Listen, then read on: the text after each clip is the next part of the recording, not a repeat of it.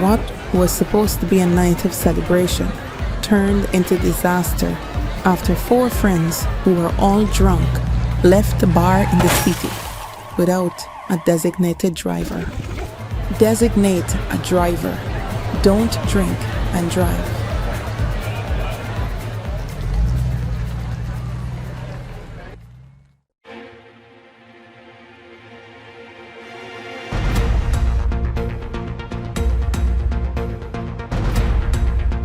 This is your News Source Evening Bulletin for today, Wednesday, the 25th of September, 2024. I am Alana Bose reporting for News Source. Here's what we're tracking tonight. President Irfan Ali addressed the United Nations General Assembly this afternoon and made it known that Guyana will continue to bank on international law for the peaceful resolution of the border controversy with neighboring Venezuela. The president told other world leaders gathered at the UN headquarters in New York that Venezuela has been a threat to Guyana since its independence, even as Guyana has always maintained that the controversy must be settled peacefully. International law and its strict application have been our armor and our shield in our determination to protect ourselves from this aggression. We remind this August Assembly that the border between Guyana and Venezuela was fully, finally, and perfectly settled in an 1899 award by an international tribunal. Venezuela was fully represented in that tribunal, whose award it proclaimed in its own Congress and welcomed for more than 6 decades. Before reopening the issue on the eve of Guyana's independence, claiming 2/3 of our territory. The border controversy was submitted by Guyana to the International Court of Justice, the ICJ, in accordance with a decision of the United Nations Secretary General for a final statement. Venezuela has been trying to get Guyana to discontinue the case before the International Court, but Guyana has maintained that the border case is properly before the International Court, and that is where it will remain until a judgment is handed down. Venezuela said it prefers the matter to be settled through dialogue, although that method did not work for decades. During the entire period of the existence of the Geneva Agreement, there have been several tools utilized, which included 4 years of meetings through a mixed commission involving bilateral talks between Guyana and Venezuela, a 12-year moratorium followed by 28 years of the Good Offices process under the aegis of the United Nations Secretary General. The president told the Assembly that he was happy that Venezuela has joined the case before the ICJ. After years of refusing to participate in the proceedings of the ICJ and stating that it does not recognize the jurisdiction of the court, the Venezuelan government has now submitted a counter memorial to Guyana's submission. We welcome Venezuela's decision to participate in the court's proceedings and express the hope that Venezuela will accept the decision of the court, as Guyana has long pledged to do. I reaffirm Guyana's unwavering commitment to a peaceful resolution of this long-standing controversy in full conformity with international law and the principles set forth in the United Nations Charter. The president also used his address to call for the end of the war in Gaza and for there to be a lifting of the trade embargo on Cuba. More news in a moment. It all starts with one. Maybe it's one look. You know the one. Or one touch. Even one word. I can start with one step. Or one promise. One thrill. One first time. One deep breath. One leap of faith. One day to remember. Or one night to forget. One moment. So many stories that make up one crazy, average, everyday, fabulous life. We get one life. Just one. Make your move. It all starts with one.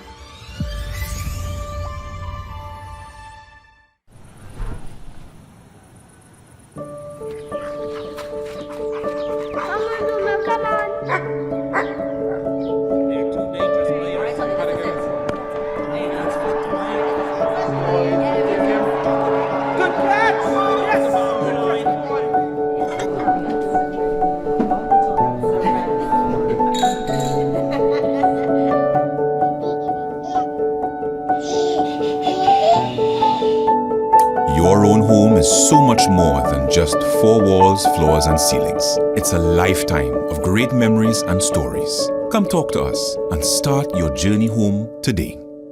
Republic Bank, we're the one for you. I am Simone Ford, and I'm the owner of Siege Eco Clean Services. I provide my services to the oil and gas sector.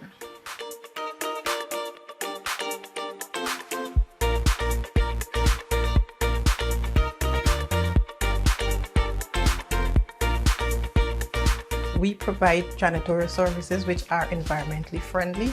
So we produce healthier homes and healthier workspaces.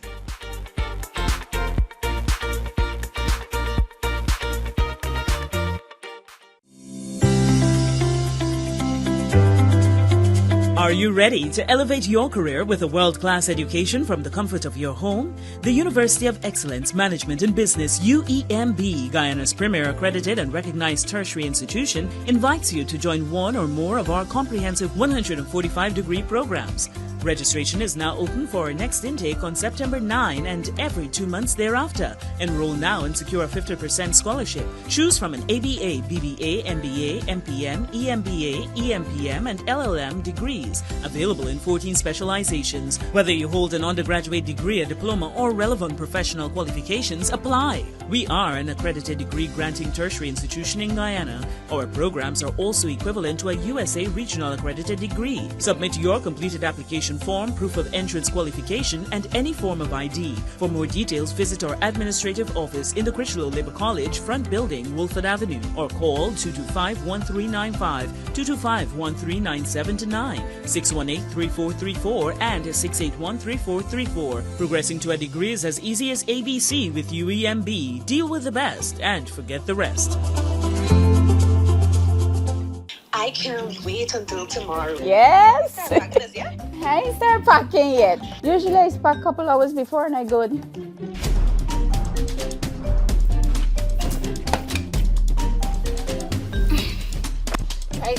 Drive. I got my phone, I got my keys, my charger, my Procrastinating planning for the future? Well, that's never a good idea.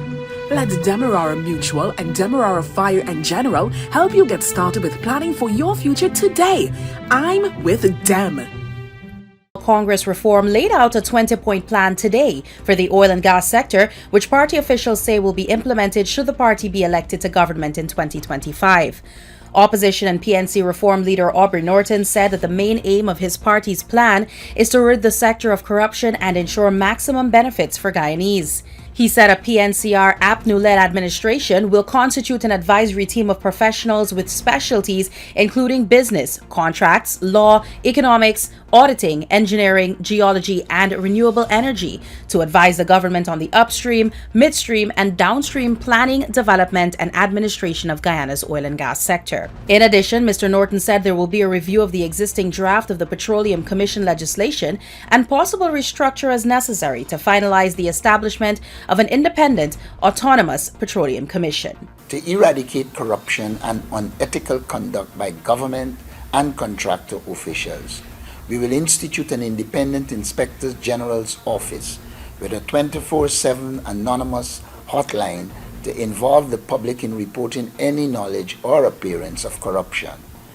The Inspector General's office will be adequately resourced and vested with the authority to conduct independent investigations and, where necessary, recommend prosecutions. The opposition leader also promised to immediately reinstate the former coalition government's requirements for full liability coverage, which includes the appropriate insurance as well as a parent company guarantee to cover the full cost of an oil spill, prohibition of gas flaring except in special cases of startup, emergency and maintenance in compliance with the environmental impact assessment, re-injection of the very hot, toxic and oil-laced water in accordance with the international standards and the World Bank. He also promised that there will be a review of the production sharing agreement. Every aspect will be involved in the review. So we will seek to review the entire PSA with the aim of ensuring the Guyanese people benefit. The opposition leader said that for full transparency of the sector, his party will institute a publication of information protocol ensuring that all information, including but not limited to contracts, agreements, contractor quarterly reports, new discoveries, updated reserves, and production data, can be made accessible to the public conveniently and timely, among other measures.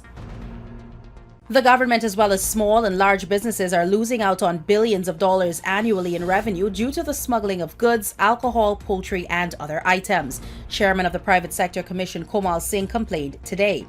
Speaking at a PSC organized seminar on illegal trade, Mr. Singh said Guyana has been having serious challenges over the years as it relates to smuggling, which has affected not only small businesses but major companies as well. He said the smuggling of alcohol, cigarettes, and poultry has expanded as persons seek to evade taxes, causing an unfair competition within the private sector. Currently, Guyana is losing billions of dollars in revenue. The market share that some of these smugglers are capturing at the moment exceeds 25 to 50% in some of the areas. And if we don't find means of measures to harness and put measures to stop that smuggling, within a shortest possible time, we can see those numbers continue to rise, and it can have a more negative impact on our business community. The PSC chairman further explained that the private sector group has established a trade desk which has been partnering with the enforcement arm of the Guyana Revenue Authority to help intercept persons involved in smuggling. However, he believes more collaboration is needed to tackle the growing problem. Private sector commissions stand ready to work with the private sector in large to make sure that we can help to develop means and measure to help curb smuggling, to make sure that our treasury and our businesses are put in a position where they can be a level playing field, they can be very competitive environment without worrying that smugglers are taking huge market share from what they're doing at the moment. Meanwhile, Director of the Financial Intelligence Unit FIU Matthew Langevine said the private sector has a role to play to ensure that its members operate in a conducive and competitive environment. He said there must be a greater push by all involved since Guyana has a range of legislation that criminalizes illicit trade. If we are seeking greater effectiveness and better results, we need cooperation and everyone to be fully on board. And so the FIU and the other stakeholder agencies within the AML-CFT framework looks forward to greater participation and collaboration in that exercise when it commences from the private sector. Home Affairs Minister Robeson Ben noted that there can be a dent in illicit trade if there is more collaboration and more people are willing to come forward with information about the perpetrators of smuggling. Can make a difference. It requires more will, more cooperation, more consultation, more identification of the hotspots and places and the characters who are involved. The enforcement arm of the Guyana Revenue Authority has been carrying out a number of operations at border locations to track down on smuggling. Hi, I'm Marlene Street Forrest, Managing Director of the Jamaica Stock Exchange. Join us at the second Regional Investment and Capital Markets Conference to be held in Guyana on October 8 to 9, 2024 at the Pegasus Suites and Corporate Center. Under the theme Financing for Success, where passion, prosperity, and people align, we will explore the latest trends and opportunities in wealth creation and economic development. This two-day event promises to be engaging, enlightening, and game-changing. To register to attend, visit www.jamstockex.com or call 876-967-3271. Come and make the right connections.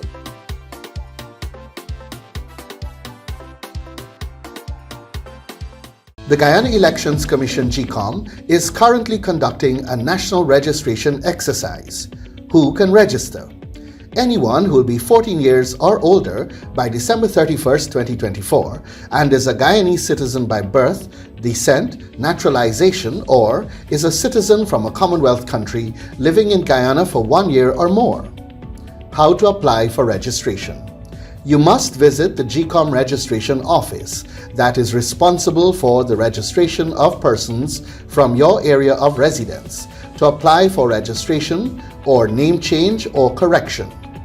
you must be in possession of the following source documents as might be relevant: original birth certificate or valid Guyana passport for new registration, original marriage certificate and original birth certificate in the case of a name change by way of marriage, original deed poll and original birth certificate in the case of a name change by deed poll, original naturalization certificate and original birth certificate or valid passport in the case of naturalization. This registration exercise will end on November 29th, 2024. For further information, please contact GECOM on the following hotline numbers: 225-027729, 226-6557, 223-9650, or visit the GECOM website at www.gecom.org.gy.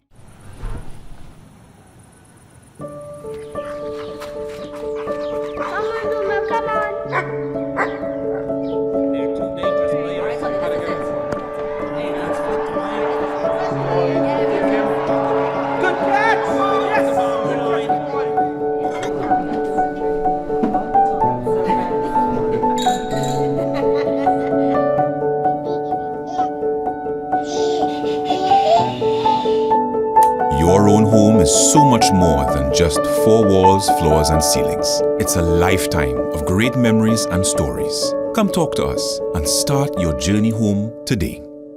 Republic Bank, we're the one for you.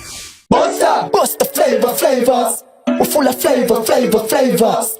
Bust the flavors that me crave for. We're full of flavors. Tell your neighbors about the bust the flavors. Grab a bust the flavors. Yeah, thirst buster. Grab a buster. Bust the flavor, taste the savor. Bust the flavors. Bust the flavors. It all starts with one. Maybe it's one look, you know the one, or one touch, even one word. I can start with one step, or one promise, one thrill, one first time, one deep breath, one leap of faith, one day to remember, or one night to forget.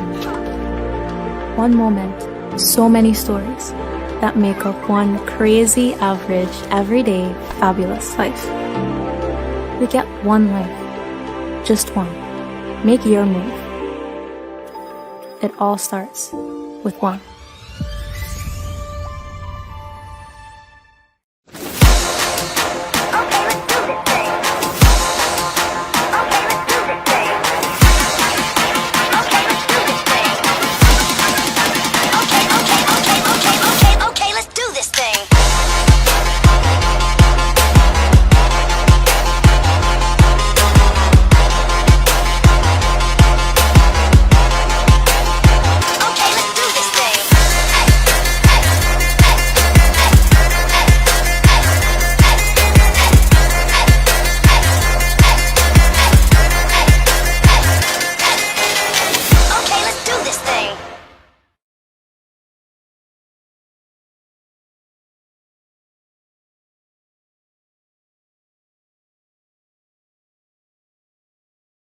Vice President Barra Jagdeo has once again issued a warning to permanent secretaries and regional executive officers that the government will not tolerate deviation from procurement rules in the award of contracts.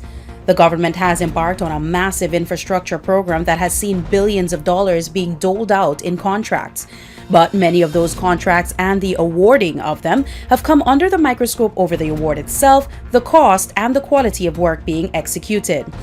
There is also the issue that supporters of the governing party and their families are being given preference for contracts even in areas where they have no qualification or expertise. The opposition has flagged the practice of being one that involves friends, families, and favorites of the PPP. In a discussion yesterday with the officials, Mr. Jagdeo reiterated that any departure from procurement regulations will no longer be tolerated. In a discussion with permanent secretaries and regional executives, Vice President Jagdeo on Tuesday said the government will not tolerate any departure from the regulations governing the award of contracts. He acknowledged the challenges that some agencies face in managing the country's unprecedented public sector investment program, and while commending public servants for successfully implementing the majority of projects, he expressed concern over issues in procurement practices. The vice president said he believes the majority of the public projects are being completed in accordance with procurement rules. However, almost every major project that is being executed has seen concerns raised about the procurement process and the awarding of the contracts. The vice president pointed out that there have been some deviations from the Procurement Act and the standard bidding document, despite the time and effort being spent developing these advanced legislative frameworks. He stressed that all public officials must familiarize themselves with the Procurement Act and standard bidding documents and fully comply with the rules. Jagdeo also criticized instances where there has been deliberate slowing down of project implementation by some agencies, which leads to a year-end rush and is then used to justify sole sourcing of contracts. He called for early planning and execution, ensuring that NPTAB grants sole sourcing approvals only under exceptional circumstances, which must be clearly detailed to Cabinet. The Vice President made it clear that this practice must be curtailed. Additionally, Jagdeo highlighted the potential manipulation of the three-quote system, warning that it must be used sparingly and within a controlled environment to preserve the integrity of bids. He also expressed concern about the increasing use of restrictive tendering by some ministries, often without valid justification. Referring to some reports of corruption, Jagdeo condemned instances where bribes are being solicited to expedite payments for completed work, urging agency heads to remain vigilant.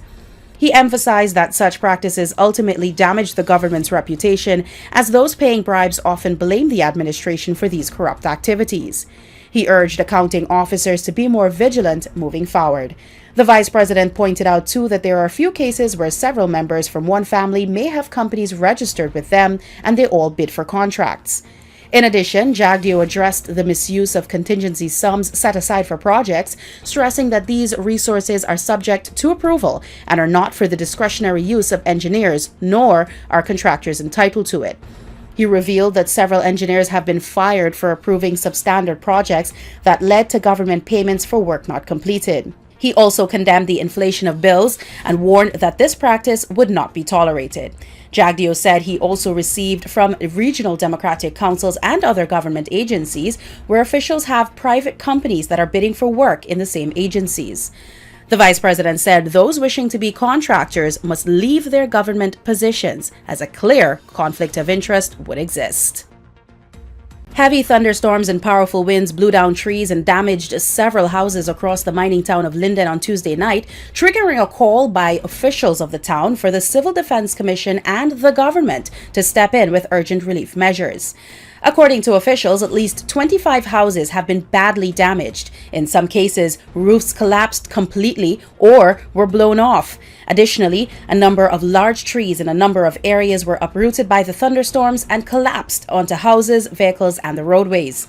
The thunderstorms left a streak of devastation for many Lindeners as floodwaters also rushed into many homes. Region 10 officials, along with town council officials, were on the ground last night meeting with affected residents, as many of them counted their losses and assessed the damages to their properties. Mayor of Linden, Sharma Solomon, said there has been significant flooding reported in a number of communities across Linden and residents are in need of help. He said the town council, with the support of businesses in the community, has been offering some help, but there is need for a large-scale response. The mayor said the poor drainage situation in the town has contributed to the flooding, adding that the regional and municipal councils have both been pressing the government to begin emergency works. He said while the government continues to meet and assess, residents are suffering. Over the past couple of days, we see some unnecessary politics of this particular issue that is prolonged plague in this community. This is a 5 months we've seen this whole Linden flooding, and I grew up as a little boy, we don't see that. And we said to them, listen, this is a simple fix, 3 phases. The first thing, maintain the existing creeks, canals, and the outfalls. For example, it was low tide last night, and the alleys and the valleys flooded. And water was still on the land for 5 hours. It means the drains are clogged and need that type of urgent and not cosmetic intervention, real intervention. He said there is an urgent need for the dredging and maintenance of the creeks, the canals, and the outfalls in the town, as well as for emergency drainage works to be completed.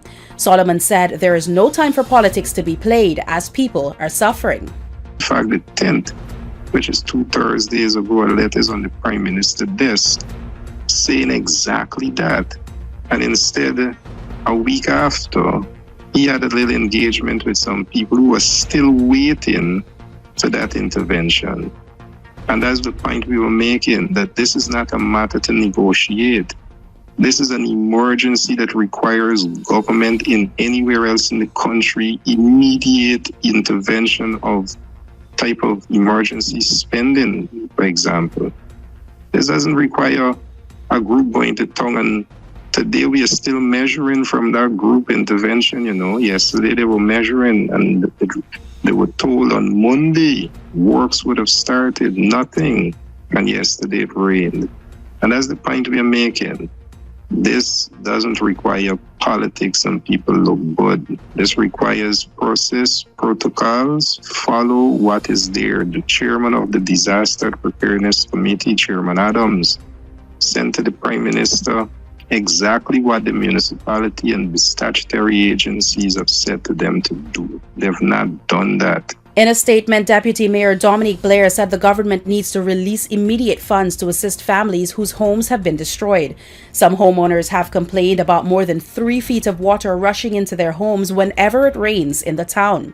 The mayor said in its efforts to starve the regional and municipal councils of the funds and resources to get drainage works done, the government has turned to its families, friends, and favorites in the town, and the work being done by them is already falling apart. Regional and town officials intend to continue their assessment of the damages caused by thunderstorms and flooding. They have said they intend to continue to press the government to make urgent and serious interventions. Attorney General Anil Nandalal has cautioned members of the Guyana Police Force against locking up persons who are in possession of 30 grams of marijuana or less, stating that it is against the law. The statement from the Attorney General follows a report of the police arresting and locking up a man who was allegedly nabbed with 15 grams of marijuana. In a separate incident, another person was arrested and kept in custody by the police after being found with 4.2 grams of marijuana in Matthews Ridge. During his weekly Issues in the News program last night, Mr. Nandalal reminded that the government has amended the Narcotics and Psychotropic Substance Control Act, which has removed mandatory custodial sentences in respect of possession of marijuana up to 30 grams. The principle is that if you cannot be found guilty and jailed at the conclusion of your case, or if you plead guilty, then a police officer has no power and authority to put you in the lockup for that offense when you are arrested. You are entitled to bail. The amendments of the Act divide possession into 2 categories. If a person is found with 0 to 15 grams of marijuana, that person can be charged, but the penalty would be mandatory counseling, while if someone is found with more than 15 grams but less than 30 grams of marijuana, the penalty is community service, which can be ordered by a magistrate. So there is no mandatory imprisonment. In fact, there is no imprisonment in respect of possession of narcotics below 30 grams. If the court cannot sentence you at the conclusion of a trial, or if you plead guilty, if the court cannot sentence you to a term of imprisonment, then the police cannot lock you up for that offense. And that's a principle of law that runs across every offense in the statute books of our country. Mr. Nandalal said that if the offense doesn't carry imprisonment when a person is found guilty prior to being found guilty, that person cannot be locked up.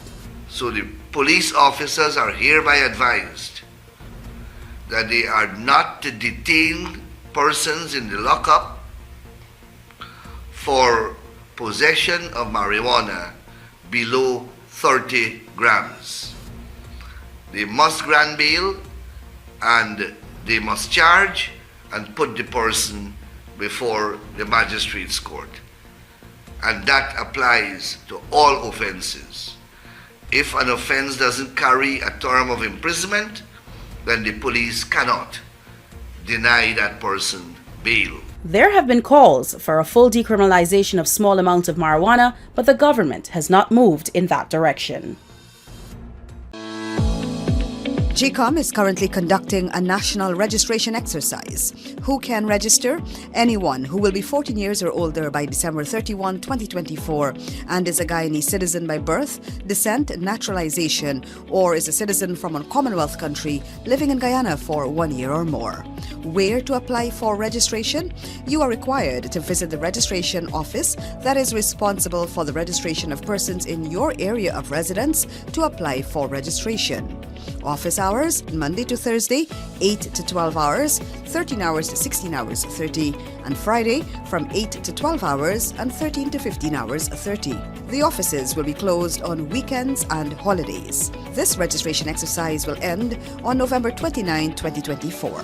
For further information, contact the GECOM on 225-027729 or visit the website www.gecom.org.gy.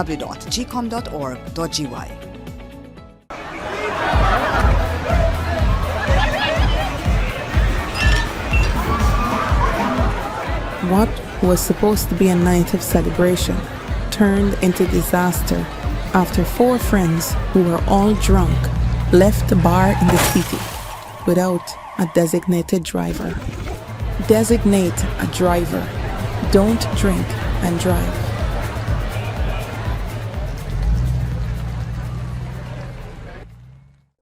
It all starts with one. Maybe it's one look. You know the one. Or one touch.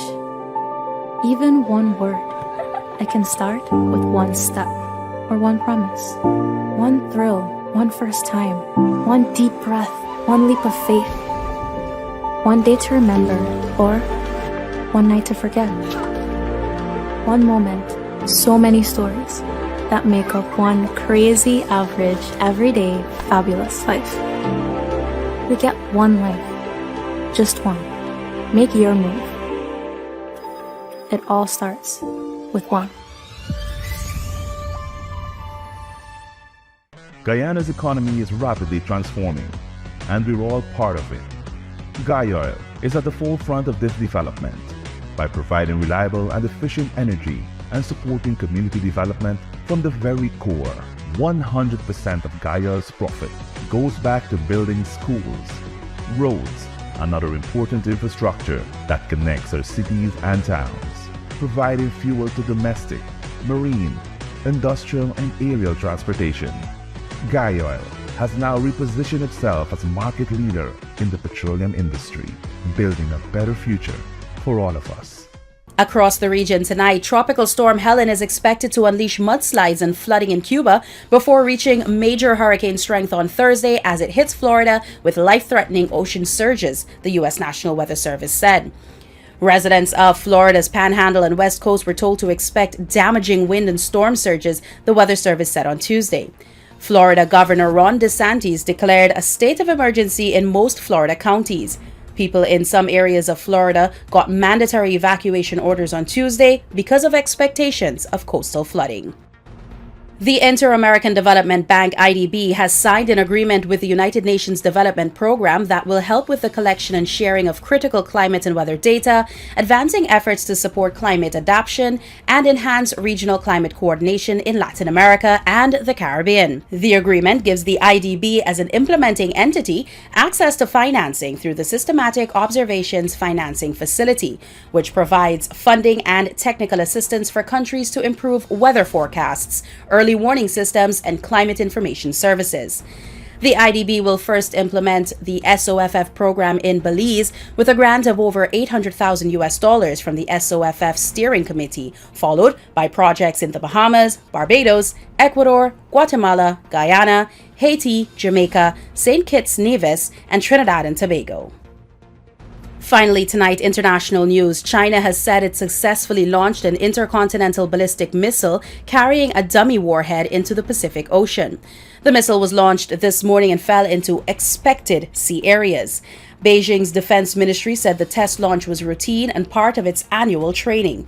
The type of missile and its flight path remained unclear, but Chinese state media said Beijing had informed the countries concerned in advance. Japan later said that it received no notice of the test launch. China's nuclear weapon tests usually take place domestically, and it previously test-fired intercontinental missiles into the Taklamakan Desert in the Xinjiang area. This is believed to be the first time since 1980 that it launched an ICBM into international waters. And that's your News Source Evening Bulletin for tonight. I'm Alana Bose reporting for News Source and encouraging you to have a safe night.